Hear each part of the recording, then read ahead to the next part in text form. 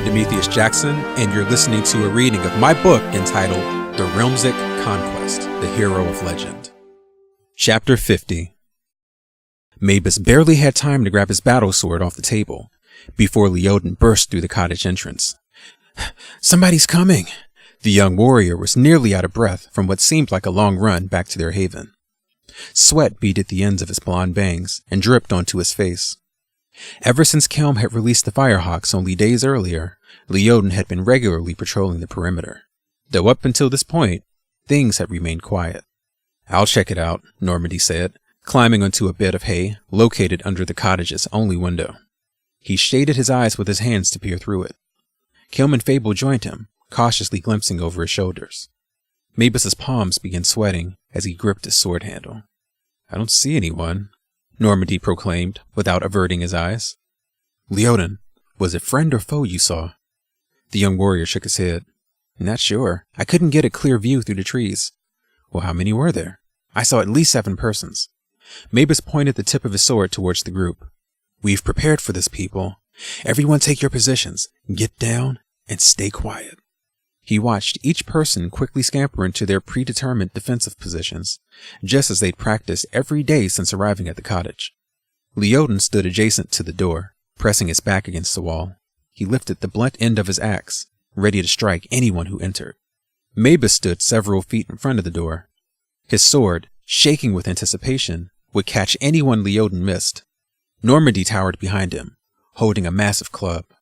Kelm and Fable guarded the cottage's rear entrance. Kelm extinguished the cottage's only flickering candle, blanketing the interior in darkness. Everyone remained still. Maebus couldn't even hear the sounds of breathing. Suddenly, a hint of movement caught his eye. Someone had just snuck past the cottage's window, trying to duck beneath it, but not getting low enough. "Get ready," he whispered to Leoden, who then held the wood axe even higher.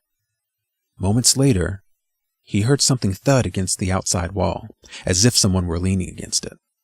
The metal door slowly creaked open. The silhouette of a man's head appeared in the opening. Maebus kept his eye on the man's neck as it craned in, allowing the stranger to glance around the cottage's interior. "Hello?" a voice whispered. "King Maebus? Grand Wizard Kelm? Are you in here? It's Councilman First. We saw the Firehawks flying overhead and have returned." "Hello?" Maebus reflected the outside light off his sword blade, signaling Leoden to lower his axe. Then slowly, he crept towards the light flooding through the doorway, revealing himself. He kept his expression impassive, stone-like. "Show me your hands," he ordered. First immediately complied, holding out his arms and turning his palms up. "Who else is with you?" Maebus asked, tilting his sword to make sure it was seen by First. "The entire council," he replied. "And also the brothers." At that moment, Hom popped his head around First. "Hello," he said eagerly. "Remember me?" Maebus's hard expression was instantly replaced with a beaming smile. "How could I forget the cookie thief?" Hom burst into laughter as his brother Hegan also entered. Maebus sheathed his sword. "Stand down, everyone," he called. Kelm reignited the candle flame, illuminating everyone within the interior once again. Before First could speak, Maebus sprang forward, capturing him in a huge hug. The councilman laughed, patting him on the back. "It's good to see you again, my friend." "And I you," Maebus replied. His heart overflowed with joy, perhaps truly experiencing the emotion for the first time in weeks. "Where are the others?" he asked. First pointed towards the door. "They're standing just outside. Come on in, everyone. It's safe." The council began trickling their way into the cottage. First Wyndham, then John, Mert, Grieve, Elva, Tavon, Sheld, Londi. Maebus's heart skipped several beats upon seeing Londi. Her clothing was dirty and tattered. Her straggly, unwashed hair half covered her thin, malnourished face. But she was just as beautiful to him as she'd ever been. He coyly averted his gaze as she and the others gathered in the small living area of the cottage, bringing with them much chatter and smiles. Kelm moved from one person to the next, shaking hands and introducing them to Normandy, Fable, and Leoden, the newest members of their alliance. Maebus thrived on the harmonious joy filling the room. Even Councilman John seemed to enjoy himself and withheld any complaints. He grinned while shaking the hands of the new Alliance members. Maebus approached Hegan and Hom, who were standing by themselves on the other side of the room. He knelt down and hugged both brothers in a big fatherly embrace. "You remarkable children," Maebus exclaimed, his eyes tearing. "Words cannot express the admiration I feel for you both. Your ability to covertly guide the Council to safety will undoubtedly help us to preserve the entire realm." The boys' faces lit with happiness. "Thank you, Your Highness," Hegan said. "Feel free to reward our great work with cookies," Hom added. Maebus chuckled. "A lifetime supply for you." He then rose to his feet, placing a hand on the shoulders of each child. He scanned the room for Londi, but instead locked eyes with Councilwoman Elva across the crowd. Her presence seemed weary, yet peaceful. As she approached them, Maebus extended his hands to greet her. "King Maebus, it's so good to see you. I'm delighted beyond measure that you are well, and reunited with these two remarkable boys," she said. "And I you." He planted 2 kisses upon each side of her cheek. "I can't thank you enough for it. No, Maebus." She placed her hands above his, patting it. "It's we who should be thanking you. Your leadership, given the realm's impossible circumstances, has brought us together again. But Elva, it wasn't my doing alone. You of all have shown unbelievable strength keeping the Council together. In fact, I'd like to thank all of you." Maebus raised his voice to address the entire room. The interior grew quiet as he spoke.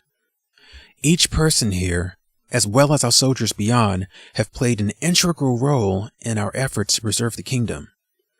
I know that your individual journeys were filled with great perils and personal despair. And because we faced an enemy of immense evil, one who used information as a weapon, much of our plan was kept secret for our overall safety. In spite of the great loss of those who gave their lives," he paused, thinking briefly of Commander Croy, "I believe we will prevail, for we've survived and have made new alliances." He turned to Normandy, Fable, and Leoden, who had gathered by his side as he spoke. "Having no particular obligation, these people have selflessly sacrificed their own well-being and have devoted themselves to saving the realm. With them, and with you, we will continue to fight against the odds, and we will defeat the legions of tyranny and save our realm." The room erupted in applause. "Well said, King Maebus," Councilman Grieve proclaimed, pumping his fist in the air. "Thank you," Maebus replied. He then turned to address First, "But we still have much to discuss regarding our current situation." "I imagine so," he stated. "Allow Elva and myself some time to gather the others. Then we can proceed." "Okay," Maebus said. After all introductions were made, dinner was served, consisting of wild game and vegetables gathered from the South Woods. The group sat in a large circle on the floor, engaged in a long discussion that lasted into the wee hours of the night. Elva and First recounted General Thane's raid upon the cottage and how the brothers guided their retreat deeper into the hellish South Plains. "I'd never been so scared in my life." Elva placed a hand on her cheek as she described Thane's growling beast-like behavior. Maebus and Kelm also recapped their journey to the ancient lands, the unfortunate capture of the Realmsic crystal, and the pursuit of ancient prophecy. The council listened carefully to the rationale behind the decision. Considering every detail, some were open to the idea of a hero of legend, while others remained as skeptical as Maebus initially was. He briefly imagined how awkward it must be for Leoden, who sat unassumingly across from them, listening to the Realmsic king basically refer to him as the prophesized hero. But Leoden didn't react to his mental reservations, if he had any, and in light of the bigger picture, it was agreed by the council that all would remain in solidarity with Maebus's plan. As the midnight hours crept by, no one could sleep. Maebus stayed up all through the night and watched from the window as the morning rays shone into the cottage. Leoden, who had resumed his patrols of the perimeter, suddenly burst through the doors. "Someone's coming!" "Again," he said, this time with a smile on his face. Normandy and several members of the council rushed to the window with Maebus, fighting for a view. A silhouetted figure moved towards the cottage, followed by another and another. "Will you look at that?" Maebus suppressed a tear from rolling down his cheek. A sense of pride filled his heart, for the first of the Realmsic soldiers were at last returning.